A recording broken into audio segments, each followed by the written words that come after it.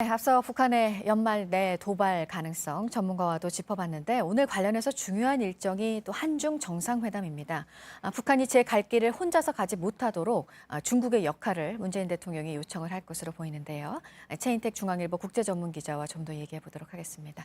어서 오세요. 네, 안녕하십니까. 사실 이게 한중일 정상회의인데 각각 한국과 중국, 한국과 일본의 정상회담이 지금 더 관심을 받고 있는 상황입니다. 왜냐하면 지금 중요한 문제가 각각 다 현안들이 걸려 있는 상황이어서요.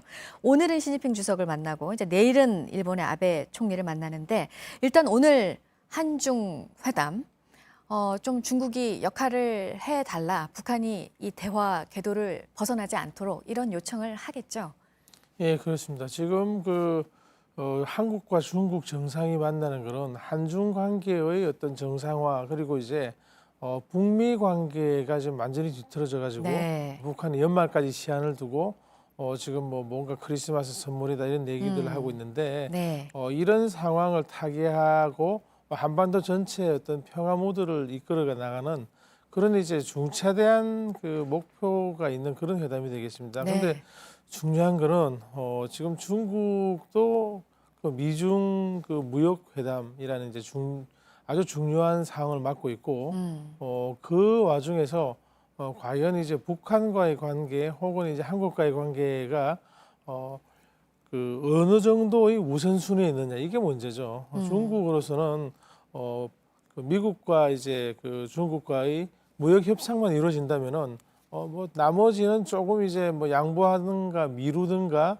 혹은 이제 뒤로 미룰 수도 있다는 그런 입장이기 때문에 그 사이에 우리의 입장, 우리의 입김, 우리의 이제 발언권을 얼마나 유지하느냐 그게 이제 관건이겠습니다.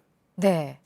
만약에 이번에 이제 한중 정상이 만나서 뭔가 북한에 대한 메시지를 내게 된다면 도발을 하지 말아라라는 취지로 북한의 귀에는 어떻게 들릴까요? 시진핑 주석과 문재인 대통령의 이 대북 메시지가요. 지금 이제 중국에 대해서 우리는 중국이 북한에 대한 상당한 영향력이 있다. 네. 특히 이제 여러 가지 경제적인 지원이라든지 이런 카드를 바탕으로 해서 북한에 대해서 어떤 비핵화라든지 네. 아니면 이제 군사 도발을 하지 않게 한다든지 네. 그렇게 충고를 하든지 뒤에서 이제 압박을 할 수 있다고 보는데 네. 과연 그런지는 좀 살펴봐야 될 것 같습니다. 지금까지 북한은 그렇게 호락호락한 상대가 아니고 중국에 네. 대해서 중국이 말한다고 들어주질 않아왔습니다. 특히 중국이 유엔의 2017년 유엔의 이제 유엔 안보리의 대북 그 제재 결의안 거기에 찬성하고 여러 가지 행동으로 동참하고 완벽하게 지금 참석을 하지 않는데도 불구하고 일부 동참함에도 불구하고 북한이 굉장히 이제 중국에 대한 불만이 많습니다. 이런 상황에서 어디까지 이제 중국을 통해서 북한의 압박을 넣을 수 있을지가 네. 굉장히 문제가 되고요. 특히 지난 12월 17일 날 유엔 안보리에서 네, 네. 러시아와 중국이 대북 제재를 좀 완화하자, 석탄, 철광석, 수산물 수입을 이제 규제하고 이러고 있는데 이를 막고 그리고 이제 남북 철도를 만약에 한다면 이건 대북 제재 대상이 아닌 걸로 네. 그렇게 하자는 결의안 초안을 제출했습니다. 이제 네. 그걸 또 들고 나온다면 우리로서는 또 예. 중국과 미국 사이에서 고민하는 또 사안이잖아요. 그렇죠. 네. 북한, 미국은 절대 안 된다. 계속 압박을 가하면서 회담을 해야 된다. 이걸 풀어주면은 아무것도 아니라는 그런 식으로 이제 얘기를 하고 미국의 동맹국인 영국과 프랑스도 당연히 그렇게 나올 겁니다. 그런데 이 와중에 지금 우리는 러시아, 중국 쪽의 의견이냐 아니면은 미국 쪽 의견이냐 이걸 이제 그 양자 선택을 강요받을 가능성이 있거든요. 이게 이번 그 베이징에서 있을 네. 시진핑 주석과 문 대통령과의 정상회담에서 어떤 하나의 네. 큰 족쇄가 되지 않을까. 큰 오히려 그 부담을 안고 돌아올 수도 있는 그런 상황도 네. 예상할 수 있겠습니다. 네.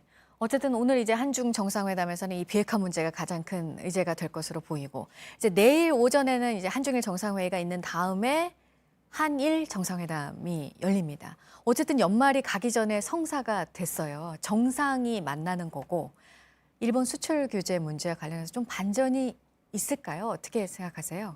일본은 이번에 이제 세 가지 수출 규제 제품 중에서 네. 포토레지스트 하나만 이제 네. 일부 완화하는 식으로 그 가장 큰 이제 혜택은 삼성전자가 보는 그런 상황인데요.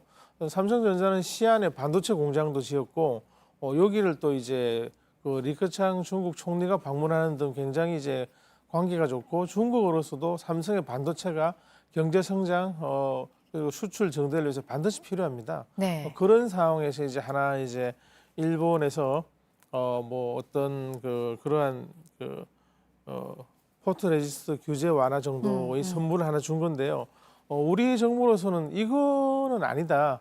전체를 풀고 그리고 네. 이제 그 무역 규제 자체를 한국을 지금 이제 화이트리스트라는 거기에서 제외했는데 이 자체를 풀어라고 얘기를 하는 거고 일본 입장에서는 그거 아니고 우리가 지금 그 맨 처음 원인이 됐던 그 강제징용자 판결 여기에 대해서 한국 정부가 성의를 보여라 이렇게 지금 얘기가 나오고 있는 한국이기 때문에 네. 굉장히 서로 앞으로 가기도 힘들고 뒤로 가기도 힘든 그러니까요. 한중일 삼국이 전부 여기에 메어가지고 복잡한 상황입니다. 만약에 한중일 삼국이 얘기하면서 한국의 어떤 경제적 입장 혹은 이제 실력을 우리가 서로 이용하면서 선순환을 하자고 얘기를 하면 좋겠는데 네. 각자 국익에 따라서 얘기를 할 것이기 때문에 네. 기대하기가 좀 힘든 상황이 아닌가 그렇게 보겠습니다. 알겠습니다. 아무튼 오늘과 내일 지금 이게 중국에서 열리고 있는데 중국에서 들려올 소식을 좀 기대를 해보도록 하겠습니다. 최인택 중앙일보 국제전문 기자였습니다.